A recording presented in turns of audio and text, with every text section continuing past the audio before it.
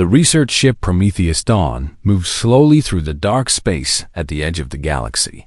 Dr. Sarah Chun pressed her face against the observation window, watching the massive structure that hung in the void ahead of them. It looked like a crystal mountain made of pure light, spinning slowly in the emptiness between stars. "How big is it?" asked Dr. Martinez, the team's archaeologist, as he joined Sarah at the window. "About the size of Manhattan," Sarah replied. "But it's not made of any material we know. The scanners say it's some kind of crystallized energy." The structure had been discovered 3 months ago by a deep space probe. The colonial administration had immediately sent the Prometheus Dawn to investigate. Sarah's team of 12 scientists represented humanity's best experts in alien archaeology, linguistics, and quantum physics. Captain Rodriguez's voice came over the ship's communication system. "Dr. Chun, we're in position. The docking bay is ready for your team." Sarah gathered her equipment and headed to the shuttle bay. The team had been preparing for this moment for months. This was the first major discovery of alien technology in human history. The structure was clearly artificial, built by an advanced civilization that had vanished long ago. The shuttle ride to the crystal structure took 20 minutes. As they got closer, Sarah could see intricate patterns carved into its surface. The patterns glowed with a soft blue light that seemed to pulse like a heartbeat. "Energy readings are off the charts," reported Dr. Kim, their physics expert. "Whatever powers this thing is still active after who knows how many years." The structure had what appeared to be docking ports along its base. The shuttle connected to one of them with a soft thud. The airlock cycled, and the team stepped into a corridor filled with the same blue glow. "Breathable atmosphere," announced Dr. Patel, checking her scanner. "Oxygen, nitrogen, trace gases. It's like it was waiting for us." The corridors were enormous, built for beings much taller than humans. Strange symbols covered the walls, flowing like liquid light across the crystalline surfaces. Sarah had never seen anything like it. "These symbols," she whispered, running her hand along the wall. "They're not carved. They're part of the crystal itself." The team moved deeper into the structure, following the main corridor toward what their scans indicated was the central chamber. The symbols became more complex as they went, forming intricate patterns that seemed to tell a story. Dr. Hassan, their linguistics expert, was recording everything with his portable scanner. "The patterns are definitely a language," he said, "but it's unlike anything in our databases." The symbols seemed to change based on the viewer's position. After an hour of walking, they reached the central chamber. It was a vast spherical room with a floating crystal at its center. The crystal was the size of a car, and it pulsed with intense light. Symbols flowed across its surface like living things. "It's some kind of data storage device," Dr. Kim said, studying her readings. "The energy patterns suggest massive amounts of information." Sarah approached the crystal carefully. As she got closer, the symbols began to move faster. Then, suddenly, they stopped moving entirely. A voice filled the chamber, speaking in perfect English. "Warning to the young race of Tara." Everyone froze. The voice was not human, but it spoke their language clearly. "We are the Vathara, whom you call the Elders. This message is our final gift to any who would follow our path. Listen well, for we speak from beyond extinction." The crystal began to project images into the air around them. The team watched in amazement as they saw the history of an ancient civilization. The Vathara had been explorers and builders, spreading across the galaxy just as humanity was now doing. "We mastered the stars," the voice continued. "We built great cities on 1,000 worlds. We thought ourselves the masters of creation. We were wrong." The images showed vast fleets of ships, planets covered in gleaming cities, and technological wonders beyond human imagination. But then the images changed. They showed worlds going dark, entire star systems vanishing into nothingness. There are things that sleep in the spaces between realities, the voice said. Ancient things that hunger for the energy of life and growth. We called them the Kethmer. You would say the devourers. Sarah felt a chill run down her spine. The images showed creatures that seemed to be made of living darkness, consuming everything they touched. When a civilization grows too large, too fast, it creates ripples in the fabric of space and time. These ripples wake the devourers from their endless sleep. They come to feed, to restore the balance by consuming the source of the disturbance. Dr. Martinez was frantically recording everything. This was the discovery of a lifetime, but the message was terrifying. We tried to fight them, the voice continued. Our greatest weapons were useless. They exist partly outside our reality, feeding on the quantum energy that holds matter together. Planets did not burn or explode. They simply ceased to exist. The images showed the final days of the Voth-Ara civilization. Massive space stations winked out of existence. Entire fleets of ships crumbled into dust. Billions of beings simply vanished. This crystal contains the coordinates of the forbidden zones, the voice said. The places where the devourers still sleep. Do not go there. Do not build there. Do not wake them as we did. The crystal projected a three-dimensional map of local space. Red zones marked dozens of star systems, including several that humanity had already begun to explore. We have watched your species for 1,000 of your years, the voice said. You are young, but you learn quickly. You have the same hunger for exploration that we once had. We pray you are wiser than we were. The projection faded, but the voice continued. Turn back from the edge of the galaxy. Limit your growth. Accept that some boundaries must not be crossed. This is the price of survival in a universe that is older and more dangerous than you can imagine. The crystal's light began to dim. This is our last warning. We hope you will heed it. We hope you will survive where we could not. Silence filled the chamber. The team stood stunned, trying to process what they had witnessed. We need to get this information back to Earth immediately, Sarah said finally. This changes everything. But even as she spoke, she wondered if humanity would listen. Humans were explorers by nature. They had always pushed boundaries, always reached for the next frontier. Would they really stop their expansion based on the warnings of an extinct alien race? The team spent 3 more days in the structure, copying everything they could. The crystal contained detailed records of the Voth-Ara civilization, star maps, and most importantly, precise locations of the forbidden zones where the devourers slept out as the Prometheus Dawn began its journey back to Earth. Sarah stared at the crystal structure shrinking in the distance. She had the feeling they had just been handed humanity's most important test. The question was whether her species would pass it. The message was clear. The aftermath, she feared, would depend on whether humanity was wise enough to listen. 6 months had passed since Dr. Sarah Chun's team returned from the Elder Structure. The data they brought back had caused heated debates in every government building and corporate boardroom on Earth. The translation of the warning message had been verified dozens of times.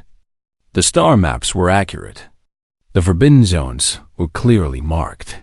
But humanity kept expanding anyway. Sarah sat in the briefing room of the Colonial Administration Building, watching Admiral Marcus Steele point to a holographic display of the galaxy.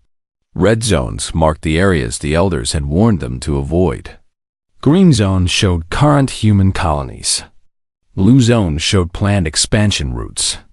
Ladies and gentlemen, Admiral Steele said to the assembled officials, I've called this meeting to address the continued fear-mongering about these so-called forbidden zones. Sarah felt her anger rising. Fear-mongering? She had been trying to save humanity for months, and this was how they treated her warnings. The Voth-Ara, or Elders, as Dr. Chen calls them, were clearly a failed civilization, the Admiral continued. They lost a war with some unknown enemy and created this warning to scare other species away from their former territory. Director Williams of Stellar Dynamics nodded in agreement. Our mining operations in the Kepler Void have been extremely profitable. The exotic matter we're extracting there is essential for our faster-than-light engines. We can't simply abandon such resources because of ancient superstitions. Sarah stood up.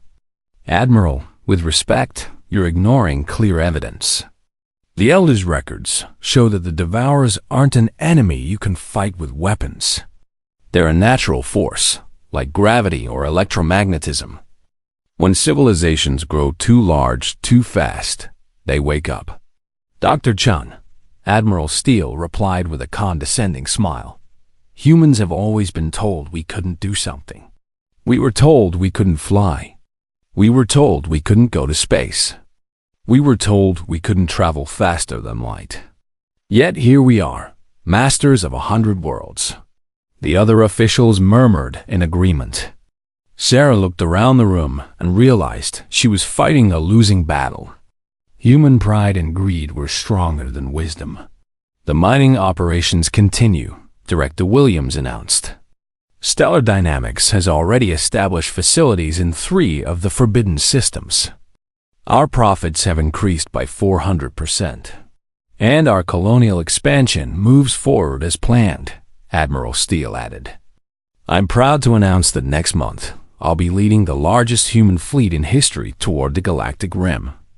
200 ships carrying 500,000 colonists to establish 20 new worlds. Sarah felt sick to her stomach. You're making the same mistake the Elders made. You're expanding too fast, creating too much disturbance in space-time. Dr. Chun, the Admiral said firmly, humans are not the Elders. We adapt. We overcome. We survive. That's what makes us special. The meeting ended with humanity's expansion plans unchanged. Sarah walked out of the building feeling defeated. She had given them the clearest possible warning, and they had chosen to ignore it. 3 weeks later, the first signs of trouble began. The mining station Kepler Alpha went silent during its regular morning report. The automated system showed everything was normal 1 minute and then nothing the next minute. No distress calls, no emergency signals, just silence. Sarah was in her laboratory when the call came in from Colonial Command. Dr. Chun, we need you to look at some footage from the Kepler system. She rushed to the command center, where technicians were analyzing data from reconnaissance drones sent to investigate the missing station. What she saw on the screens made her blood run cold. The mining station was still there, but it looked wrong. The metal structures were intact, but they appeared drained of color and energy. The drones detected no power signatures, no life signs, nothing.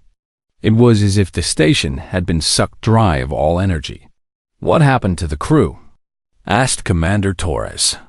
No bodies found, replied the technician. No signs of struggle. No damage from weapons. They're just gone. But what made Sarah's hands shake were the marks around the station.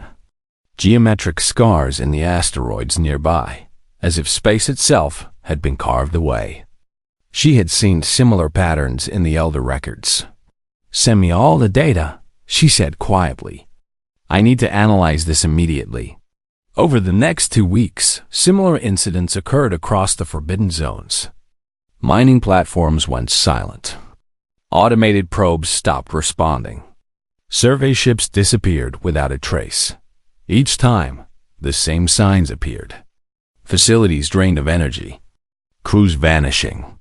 Strange geometric scars in nearby space. Sarah tried to warn the colonial administration again, but they had explanations for everything. Equipment failures.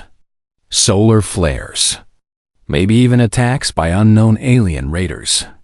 Dr. Chun, Admiral Steele said during another briefing, you're seeing patterns that aren't there. A few mining accidents don't prove your doomsday theories. These aren't accidents, Sarah insisted. The energy drain patterns are identical to what the Elders described. The devourers are waking up. Director Williams waved dismissively. Even if something unknown is attacking our facilities, we can handle it. Humanity has the most advanced military in known space. You can't fight them with weapons. Sarah shouted. They exist partly outside our reality. They feed on the quantum foundations of matter itself. But her warnings fell on deaf ears. The expansion continued.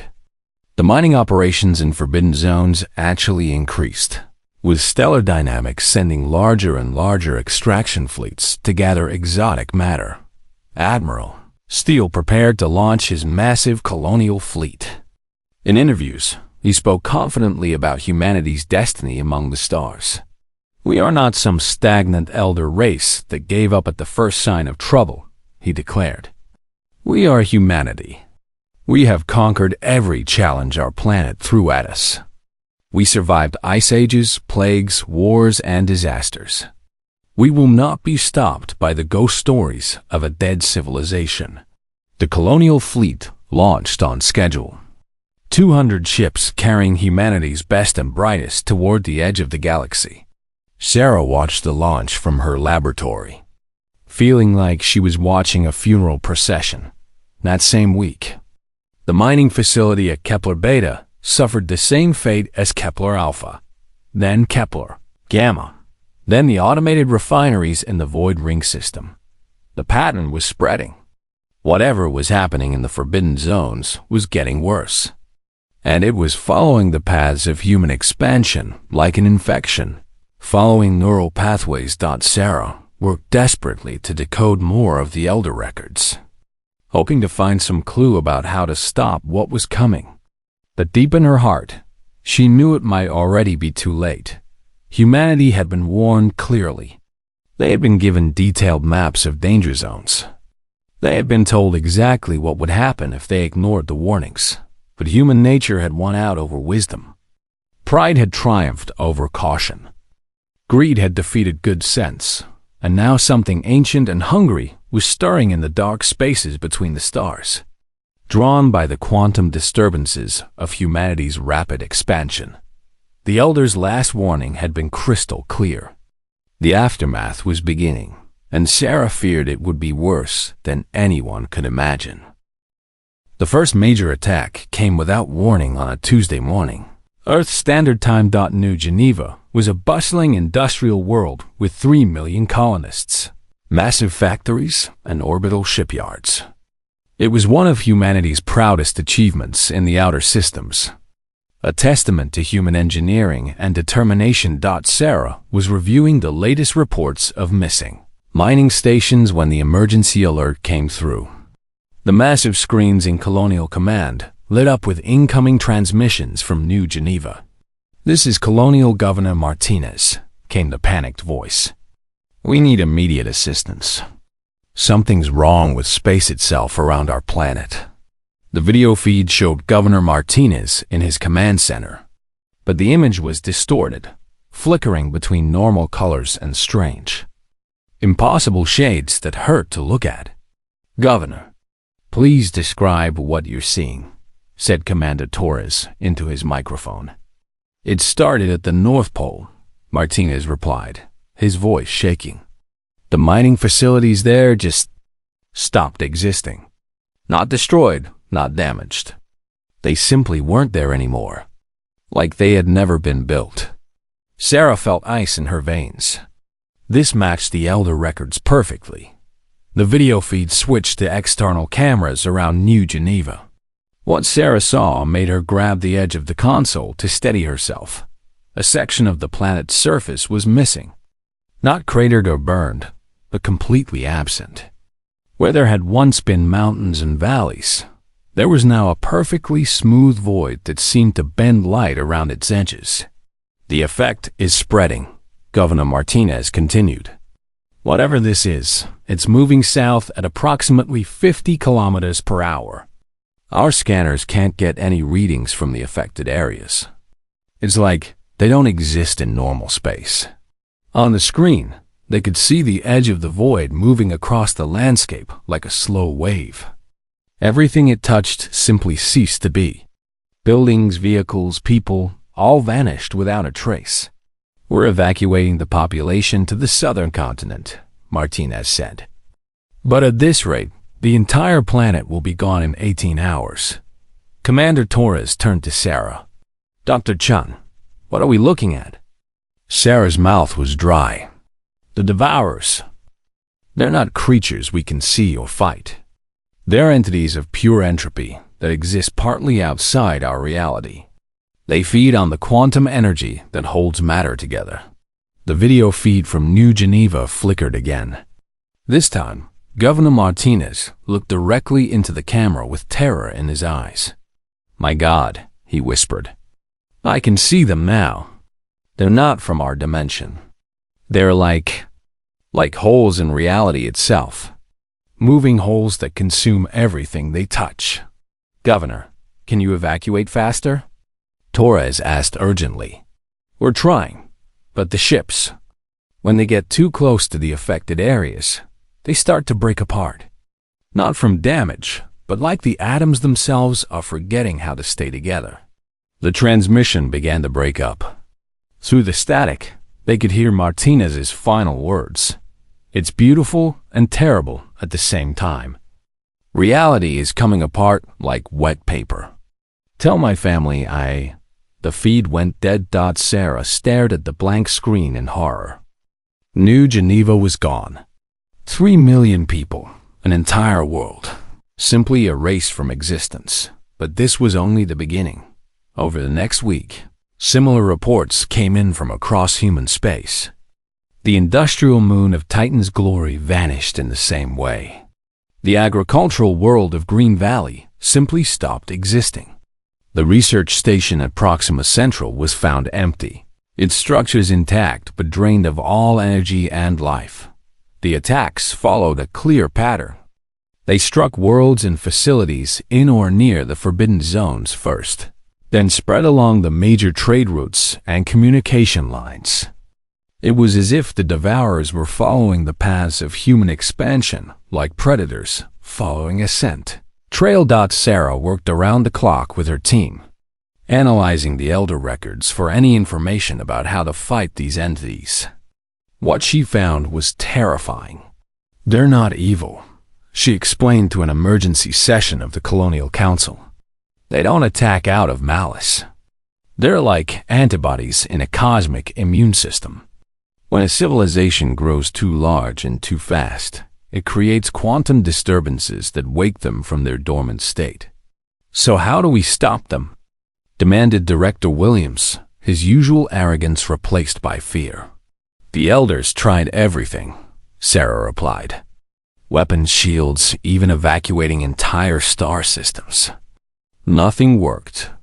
The Devourers kept coming until a civilization that had awakened them was completely destroyed."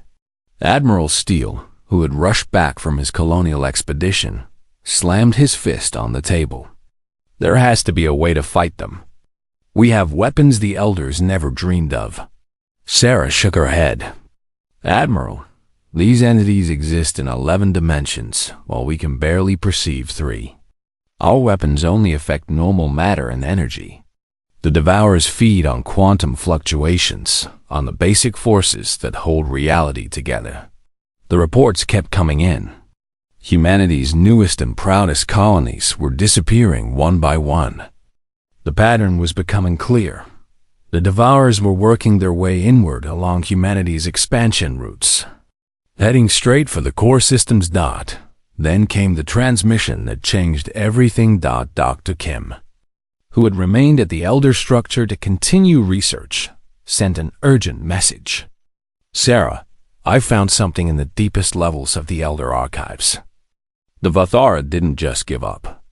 They tried one final desperate plan. The holographic projection showed Elder symbols flowing across the crystal walls of their ancient structure. They called it the Reality Anchor Project, Kim continued. The idea was to create devices that could stabilize local space-time, preventing the Devourers from fully manifesting in our dimension. Sarah leaned forward intently. "Did it work?" "Partially.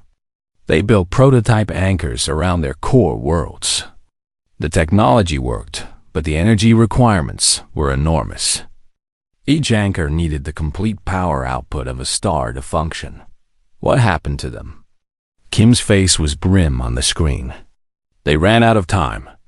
They could only build 3 anchors before the devourers reached their homeworld. The anchors protected those 3 planets, but the rest of their civilization was destroyed. Eventually, even the anchored worlds failed when their stars burned out from the massive energy drain. Sarah felt a spark of hope mixed with despair.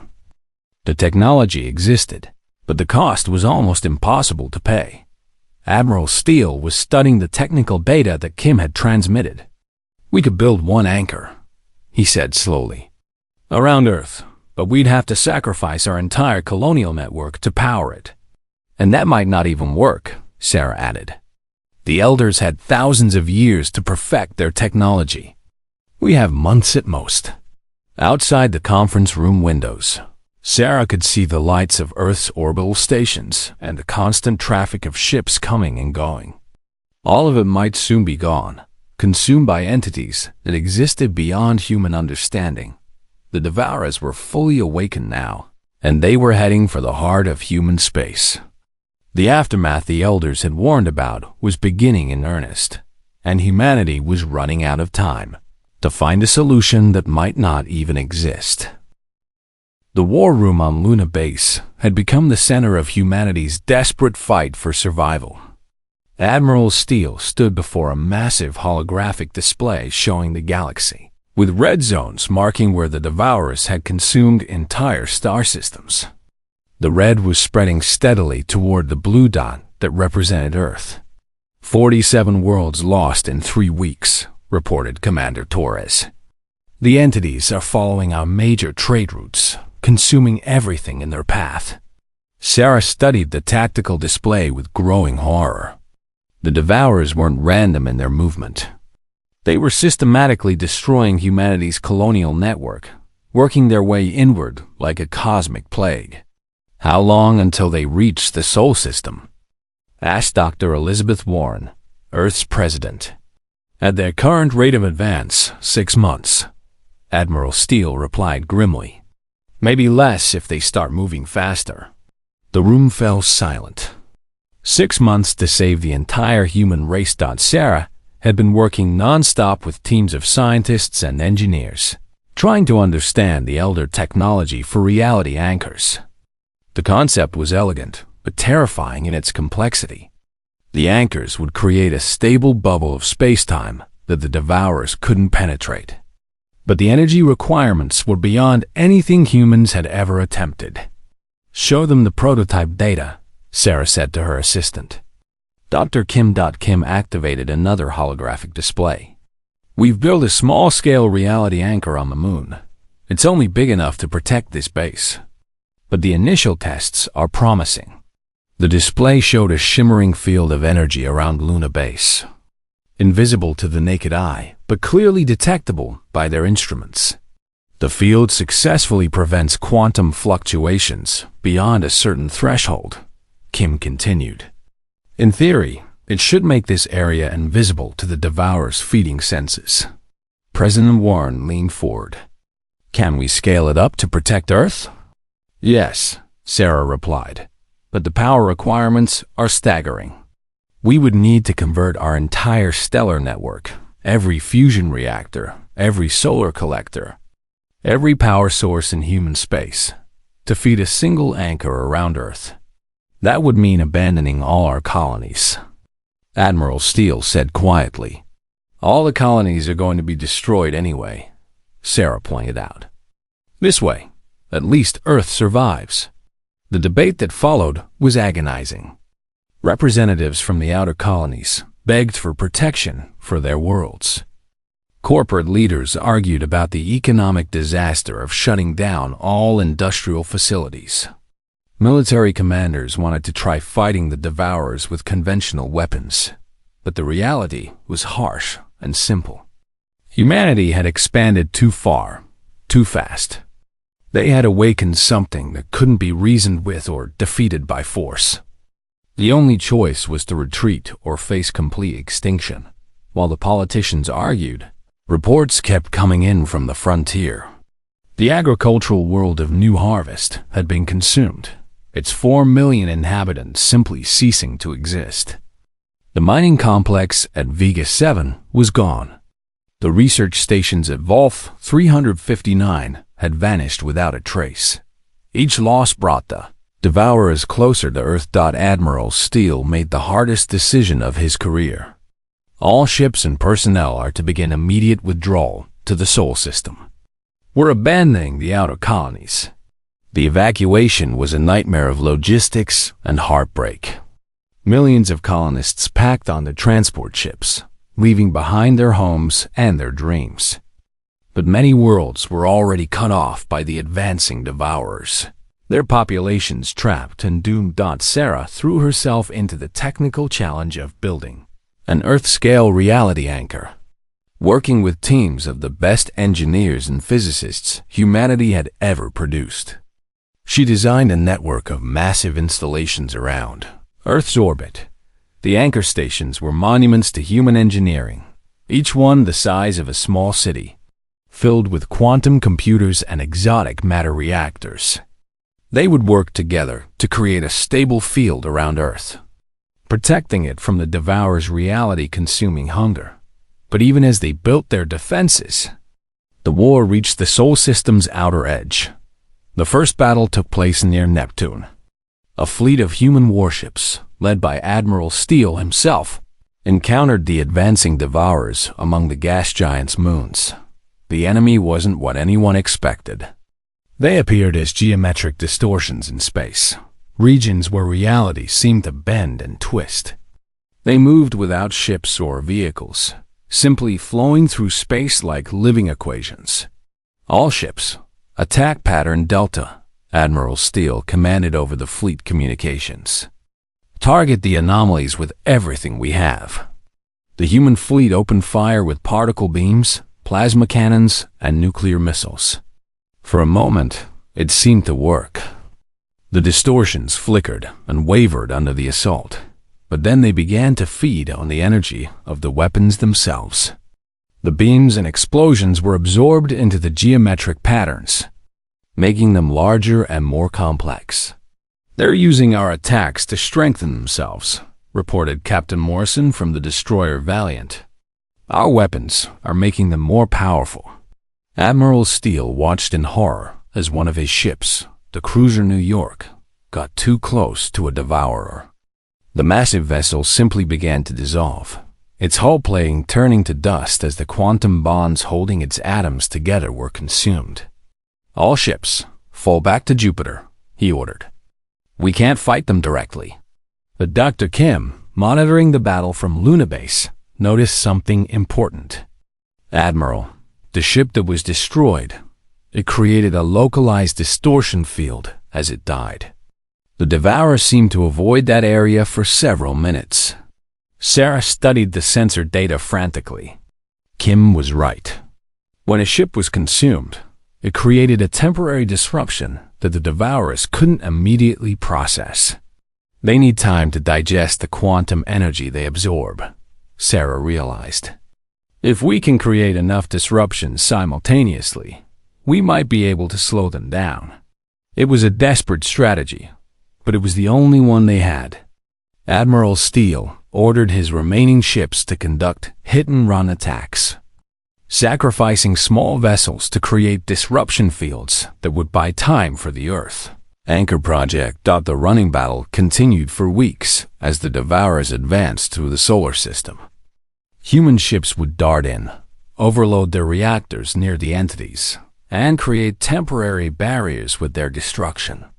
It was a strategy of pure sacrifice, trading ships and crews for precious hours. Meanwhile, on Earth, the entire planet worked on the Reality Anchor Project. Factories that had once produced consumer goods now built quantum field generators. Power stations that had supplied cities were rewired to feed the Anchor network. Every human on Earth contributed to the effort. Sarah barely slept as she coordinated the massive project. The anchor stations were nearly complete, but the devourers were approaching Jupiter. Soon they would reach Earth itself. The final battle took place in the asteroid belt. Admiral Steele's remaining fleet made their last stand among the rocky debris between Mars and Jupiter. They had 60 ships left out of the original 500. "This is it," Steele announced to his crews. "We hold them here until the anchor is ready. For Earth, for humanity." The human ships spread out among the asteroids, using the rocky cover to launch desperate attacks on the advancing devourers. Each ship that was destroyed created another disruption field, slowing the entity's advance. But the cost was terrible. Sarah watched from Luna Base as ship after ship disappeared from the tactical display. Good people, brave people, dying to buy time for a plan that might not even work. "Anchor stations are at 98% completion," reported Kim. "We need 6 more hours." "Admiral," Sarah transmitted to the fleet, "just hold them for 6 more hours. That's all we need." Steele's voice came back, calm despite the chaos around him. "We'll give you 6 hours, Dr. Chun. We'll give you whatever time you need." The human fleet fought with desperate courage, using every trick and tactic they had learned in their expansion across the stars. They were outnumbered and outmatched, fighting enemies that existed partly outside reality itself, but they were human.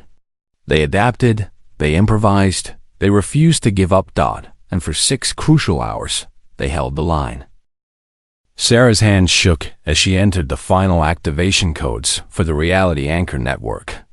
Around Earth's orbit, 12 massive stations powered up simultaneously, their quantum field generators creating a shimmering barrier invisible to normal sight, but detectable by every sensor in the system.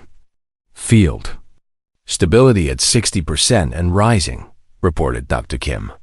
From the control room, quantum fluctuations within the protected zone are dropping to acceptable levels.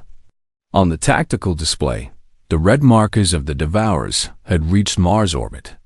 Admiral Steele's fleet was gone, consumed in their desperate holding action. Only 17 ships had escaped to fall back behind Earth's new defenses. The anchor field reached full strength just as the first devourer entities approached Earth's outer atmosphere. Sarah held her breath as she watched the sensors, waiting to see if their desperate gamble would work. The entities stopped. They circled the field, like sharks around a glass cage, their geometric distortions pressing against the reality barrier but unable to penetrate it. The quantum stabilization was holding. Earth was safe, for now. But as Sarah studied the readings more carefully, she realized they had a new problem. The devourers weren't leaving. They were staying near Earth, constantly testing the field, searching for weaknesses. And the energy drain to maintain the barrier was enormous.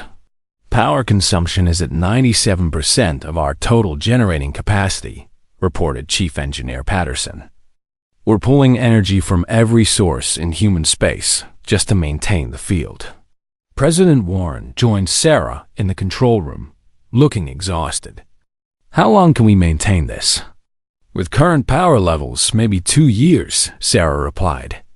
"But that's assuming the devourers don't find a way to drain the field directly." Even as she spoke, the sensor readings changed. The entities were learning, adapting their feeding patterns to slowly siphon energy from the reality anchor itself.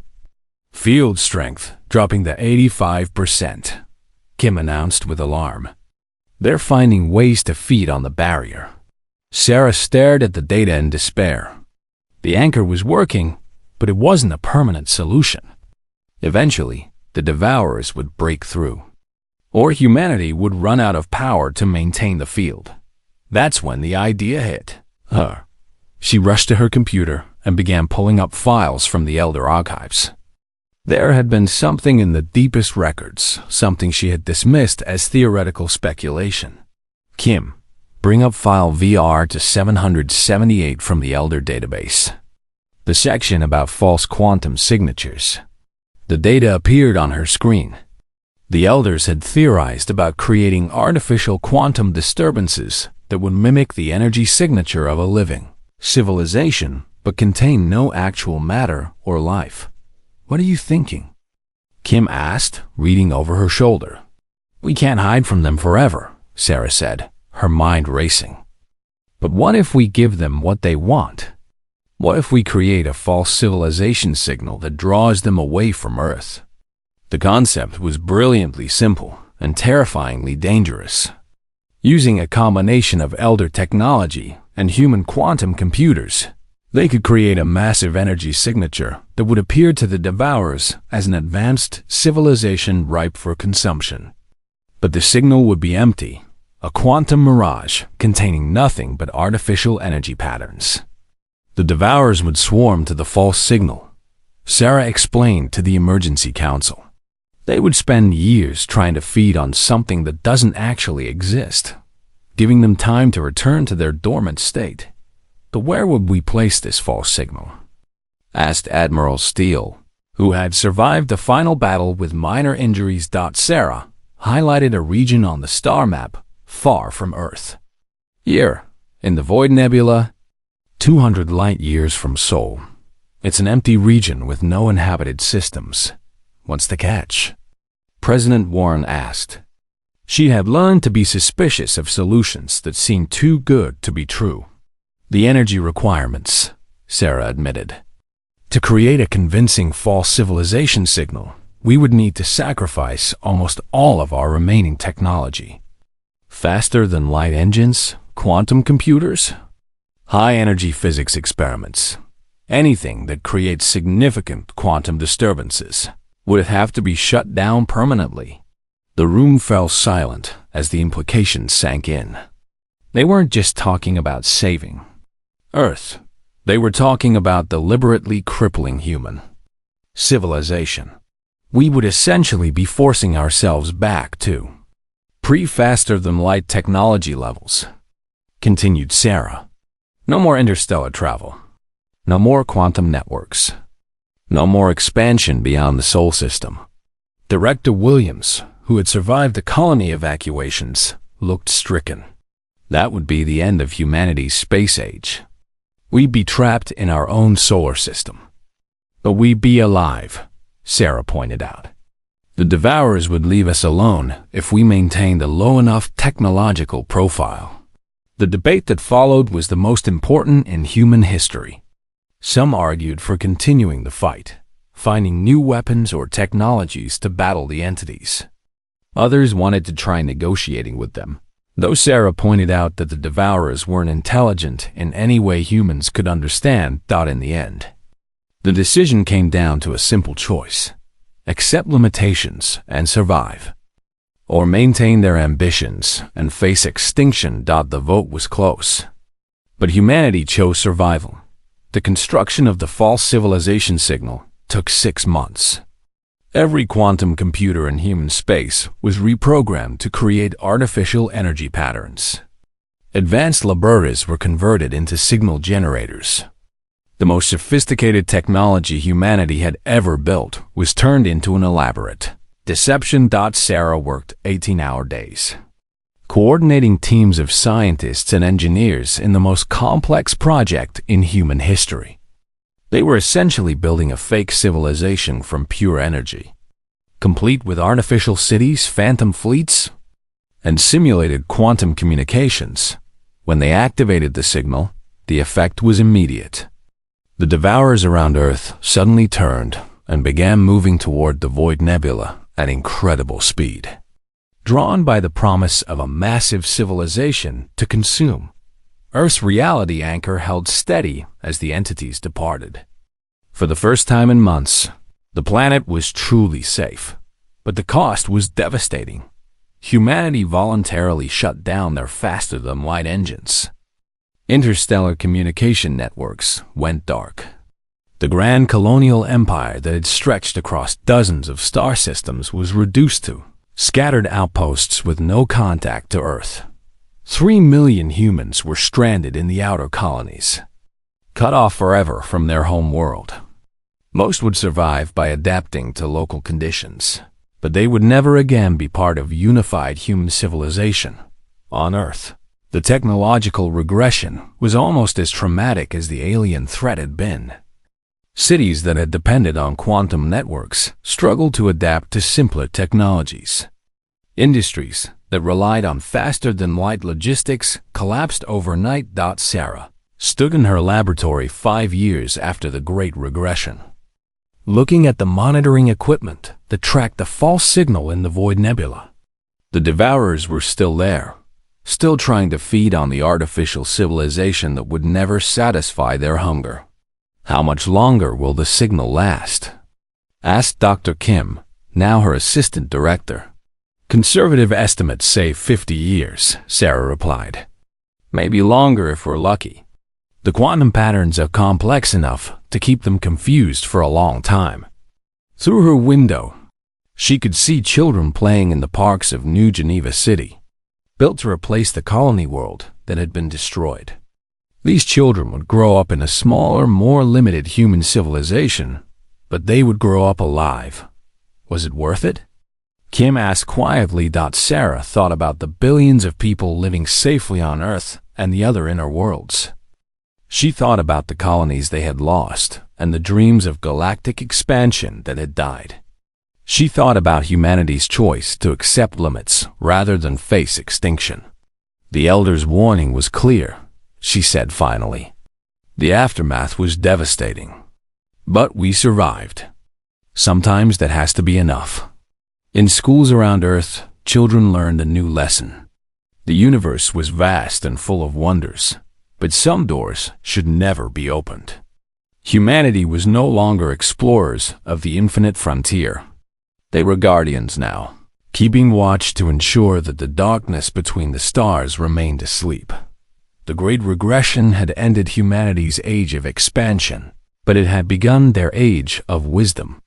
They had learned the hardest lesson any civilization could learn. Sometimes survival required accepting that there were boundaries that should not be crossed, and in the deep spaces beyond the false signal, ancient things slowly returned to their endless sleep, satisfied for another eon that the cosmic balance had been restored.